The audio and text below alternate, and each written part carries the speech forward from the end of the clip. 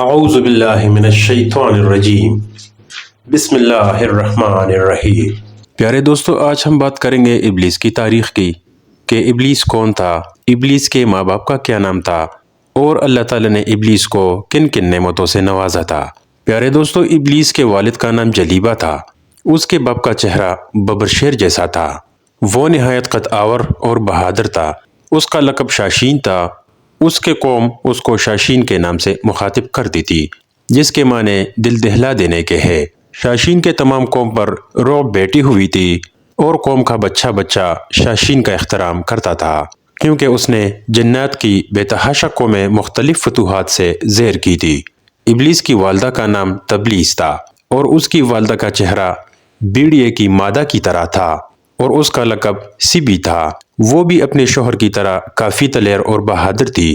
اس نے بھی اپنے خاوند کے ہمراہ بے تحاشا جنگیں جیتی تھی۔ وہ اس حد تک بہادر تھی کہ ساری قوم جنات کے بچے بچے کی زبان پر تھا کہ تبلیس کے ہوتے ہوئے دنیا کی کوئی طاقت ہمیں زیر نہیں کر سکتی۔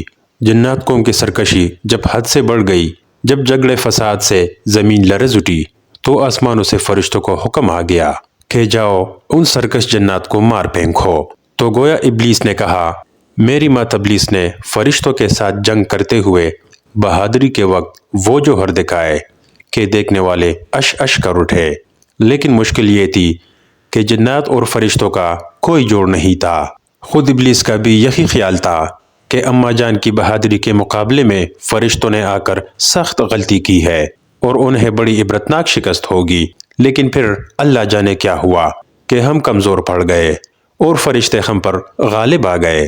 یہ عجیب و غریب کا سما اس قدر ناقابل فہم تھا کہ ساری قوم حیرت میں تھی۔ فرشتوں کا وار ہم پر خوب پڑ رہا تھا، لیکن ہمارا وار کچھ ایسا بزدلانہ پڑ رہا تھا کہ ہمیں خود حیرت ہوئی تھی۔ ان جنات کا جو بچہ بچہ میری ماں اور میرے باپ کی بہادری کے گن گاتا تھا، آج انہیں فرشتے دردناک طریقوں سے مار رہے تھے۔ اسی دوران میری والدہ اور میرے والد جنگ میں مارے گئے۔ میں اس وقت شادی شدہ تھا۔ میری ملکہ اور میرا بیٹے بھی مارے گئے، چونکہ ابلیس کے والد کا چہرہ ببر شیر کی طرح تھا اور والدہ کا چہرہ بیڑیے کی طرح تھا۔ لہٰذا علم قیافہ کی روح سے ابلیس میں دونوں خصوصیات موجود ہیں، یعنی وہ خوددار، سرکش اور مکار ہے، اور ساتھ ہی نہایت خود غرض، فریبی اور دھوکے باز بھی ہے۔ فرشتوں اور جنات کے درمیان جو جنگ ہوئی تھی، اس میں جو جنات قیدی بنائے گئے تھے، ان میں ابلیس بھی موجود تھا۔ فرشتے جب بارگاہ الہی میں حاضر ہوئے تو ان کو حکم ہوا کہ عزازیل کی بہترین تربیت کرو۔ چنانچہ فرشتوں نے ابلیس کی تربیت بہترین انداز سے کی۔ اللہ تعالیٰ کے رتبے اور جاہ و جلال سے آشنا کیا گیا۔ عبادت اور ریاضت کے طریقے اور آداب سمجھائے گئے، یہاں تک کہ پہلے آسمان والوں نے اس کو عابد کہا، دوسرے آسمان والوں نے زاہد کہا، تیسرے آسمان والوں نے بلال کہا، چوتھے آسمان والوں نے ولی کہا، پانچویں آسمان والوں نے تقی کہا، چھٹے آسمان والوں نے خبازان اور ساتویں آسمان والوں نے عزازیل کے لقب سے منقلب کیا۔ چند ہی عرصے میں اپنی فطری تیزی اور قراری کے سبب سب کچھ سیکھ گیا، اور وہی فرشتے جو کبھی اس کو سکھایا کرتے تھے، آج اس سے علم حاصل کرنے لگے۔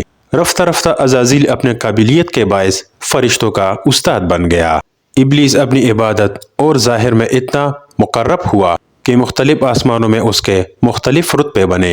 اللہ تعالیٰ کا ہمیشہ سے یہ دستور ہے کہ وہ اپنے رائے کو سب سے الگ تھلگ رکھتے ہیں، اور کسی کو بھی اس امر کی خبر تک نہیں ہو پاتی۔ اللہ تبارک و تعالیٰ فرماتے ہیں کہ میں جس کو چاہتا ہوں عزت دیتا ہوں اور جس کو چاہتا ہوں رسوا کر دیتا ہوں۔ ایک روز عزازیل اللہ کا حمد و ثنا بیان کرتا ہوا جب ساتویں آسمان کا سیر کرتا ہوا لوح محفوظ تک پہنچا، تو کیا دیکھتا ہے کہ لوح محفوظ پر ایک عبارت لکھی ہوئی ہے کہ ہمارا ایک بندہ ایسا ہے جس کو ہم مختلف نعمتوں سے مالا مال کریں گے، اور زمین سے اس کو آسمان پر پہنچا دیں گے، اور آسمان سے پھر اس کو جنت میں لے جائیں گے۔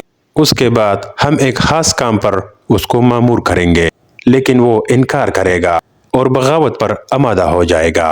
عزازیل اس عبارت کو پڑھ کر خیرت زدہ ہوا اور اپنے دل میں خیال کرنے لگا کہ ایسا احسان فراموش بھلا کون ہو سکتا ہے۔ دوبارہ عبارت پر غور کیا اور عبارت کے قریب نہایت واضح الفاظ میں لکھا ہوا تھا کہ اعوذ باللہ من الشیطان الرجیم۔ یہ پڑھ کر وہ تقریباً 2000 سال تک روتا رہا کہ ایسا بدبخت بھلا کون ہو سکتا ہے جو رب کریم کا نافرمان ہوگا۔ گھبرا کر بارگاہ الہی میں حاضری دی اور بولا، یا رب العالمین، یہ شیطان الرجیم کون ہے جس سے پناہ مانگنی چاہیے؟ اللہ تبارک و تعالیٰ نے فرمایا کہ ہمارا ایک بندہ ہوگا جس کو ہم مختلف نعمتوں سے مالا مال کریں گے، لیکن ہمارا ایک حکم نہ ماننے کے باعث مردود بارگاہ ہو جائے گا۔ عزازیل نے عرض کیا، یا اللہ، میں اس مردود کو دیکھنا چاہتا ہوں۔ اللہ تعالیٰ نے فرمایا، تو اسے جلد دیکھے گا۔ عزازیل اسی سوچ میں ہزاروں سال مبتلا تھا کہ جب اسے معلوم ہوا کہ حضرت آدم علیہ السلام کا پتلا تیار کیا جا رہا ہے۔ اس پتلے کا سر مکہ معظمہ کی خاک سے، گردن بیت المقدس کی مٹی سے، سینہ عدن کی خاک سے اور پشت شکم ہندوستان کی سرزمین کی مٹی سے، ہاتھ مشرق کی خاک سے اور پیر مغرب کی زمین سے تیار ہوں گے، اور باقی گوشت وغیرہ تمام زمین کی مجموعی خاک سے بنے گی، اور اس کے علاوہ اس میں آگ، پانی اور ہوا کو بھی شامل کیا جائے گا۔ مختلف جگہوں کی مٹی شامل کرنے کی حکمت یہ ہے کہ اس پتلی کی نسل مختلف شکلوں میں تیار ہو سکے گی، اور عناصر کو شامل کرنے کی حکمت یہ ہے کہ اس پتلے کی نسل 4 طبائع کا حسین امتزاج ہوگی۔ پیارے دوستو، اس ویڈیو کا دوسرا حصہ دیکھنے کے لیے ہمارے چینل کو دیکھتے رہیے، اور مزید ایسی ویڈیوز دیکھنے کے لیے ہمارے چینل کو سبسکرائب کریں اور ہمیں اپنے موجودگی کا احساس دلائے۔ اللہ تعالی ہم سب کا محافظ ہو اور ہمارا خاتمہ بالایمان فرمائے۔ آمین یا رب العالمین۔